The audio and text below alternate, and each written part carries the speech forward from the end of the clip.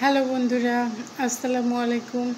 আশা করি সবাই অনেক ভালো আছে। আলহামদুলিল্লাহ আমিও ভালো আছি। খুব ক্লান্ত গাইস, টানা 30 মিনিট এক্সারসাইজ করলাম।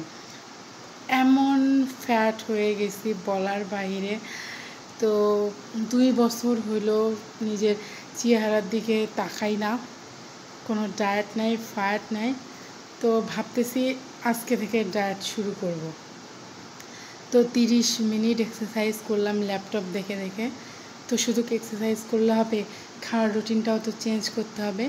এইমাত্র এক্সারসাইজ শেষ, দেখেন এবার আমি কী খাবো। ওয়েট, এখানে আমি একটা গোটা লেবু নিয়েছি আর একটা নিয়েছি শসা, ফ্রিজে ছিল, ফ্রিজ থেকে বের করছি। আর এখানে দিছি আমি কুসুম কুসুম গরম পানি ওঠায়া, কুসুম কুসুম গরম পানির ভিতর পুরো লেবুটা চেপায়া তারপরে খাবো। তো পানিটা একটু গরম হোক আর এটা আমি ধুয়ে নিই, দেখা হচ্ছে এটা ধুয়ে কেটে নেওয়ার পরে। তো এই যে নিয়ে আসছি, এখানে রয়েছে কুসুম কুসুম গরম পানি। প্রচণ্ড গরম ছিল পানিটা, যার কারণে আমি আরেকটু ঠান্ডা পানি অ্যাড করছি। লেবু কেটে নিয়েছি, শসাটাও কেটে নিয়েছি।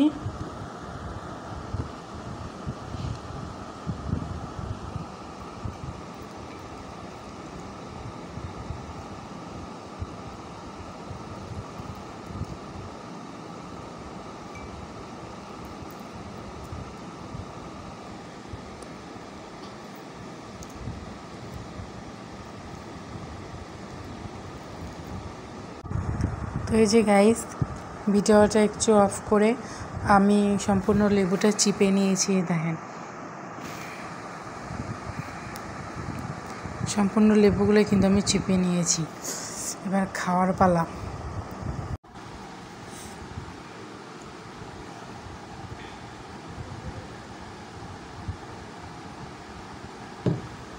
এটা যে কি পরিমাণে টক আপনারা না খেলে বুঝতে পারবেন না। আমার তো মনে হচ্ছিল শরীর থেকে আত্মাটা বের হয়ে যাচ্ছিল, কিন্তু কিচ্ছু করার ছিল না, খেতে তো হবেই।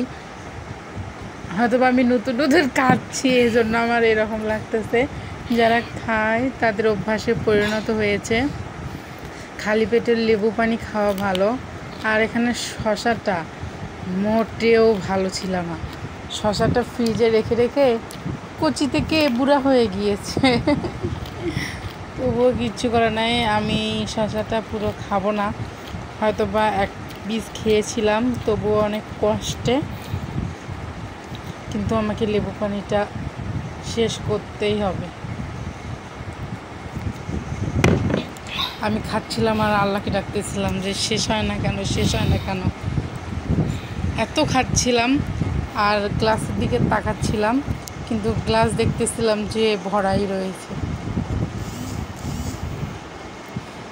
আমি যে কিভাবে পানিটা শেষ করেছি ওইটা একমাত্র আমিই জানি।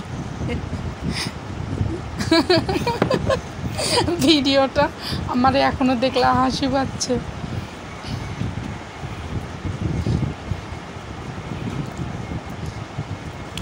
আর লেবু পানিটা খাওয়ার পরে যখন শসাটা খাচ্ছিলাম, ওইটাও কি আর বলার। তো ওখানে আলু ভাজি করে নিব, আলুটা কেটে নিয়েছি। কড়াইয়ে তেল দিয়ে দিয়েছি, কড়াইয়ে গরম হয়ে গিয়েছে। আর এখানে অল্প একটু বলতে সামান্য পরিমাণে পাঁচফোড়ন দিব। আলু ভাজি বলুন, করলা ভাজি বলুন, যে কোনো ভাজিতে ফোড়নে একটু সামান্য একটু পাঁচফোড়ন দিলে ফ্লেভারটা অনেক সুন্দর আসে। তো এবার পরিষ্কার করে কেটে রাখা কুচনো আলুগুলো আমি দিয়ে দিব। এখন তো ভিডিও করাটা অনেক কষ্টের গাইস।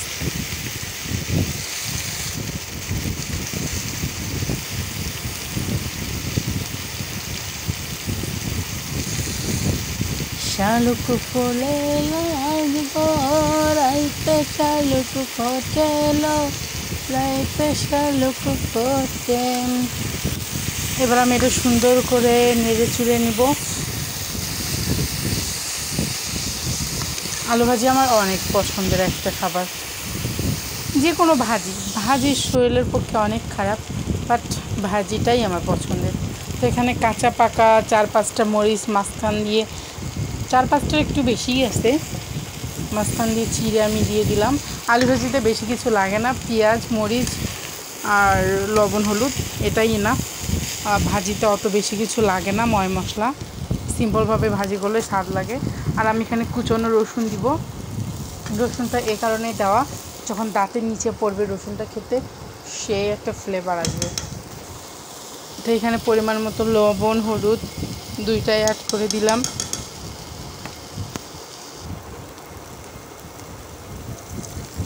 এখানে তেলের পরিমাণটা একটু কম হয়েছে, আমাকে খসখসা লাগতেছিল, তো ওখানে আমি আরেকটু তেলে অ্যাড করলাম। আলু ভাজির আমার ভাজিটা কমপ্লিট, আমি লাস্ট ফিনিশিং দেখলে দেখাইতে পারিনি, প্রচণ্ড গরম লাগতেছিল। তো এই যে এখানে আমি পরোটা ভেজে নিয়েছি শসা আর একটা ডিম সিদ্ধ। তো এটা আমার রাতের ডিনার। তো চলুন খাওয়া যাক।